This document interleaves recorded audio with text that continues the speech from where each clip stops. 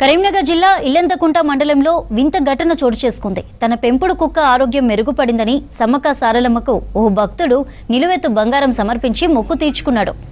భోగంపాడు గ్రామంలో సందీప్ రెడ్డికి చెందిన శునకం 2 ఏళ్ల క్రితం అనారోగ్యానికి గురైంది. అది త్వరగా కోలుకోవాలని యజమాని వనదేవతలను మొక్కుకున్నాడు. కోరిక నెరవేరడంతో ఇవాళ కుక్క ఎత్తు 6 కేజీల బెల్లం తల్లులకు సమర్పించాడు.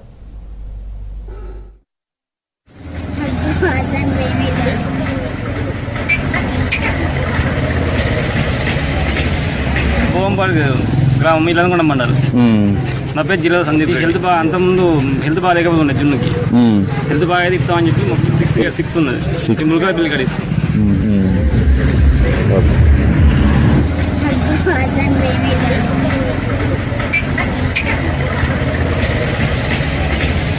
భోగంపాడు గ్రామం ఇల్లంతకుంట మండలం. నా పేరు జిల్లా సందీప్. హెల్త్ బాగా అంతకుముందు హెల్త్ బాగా లేకపోతే ఉండే జున్నుకి హెల్త్ బాగా అయితే ఇస్తామని చెప్పి మాకు 6 ఉన్నది. ములుగుల బిల్లు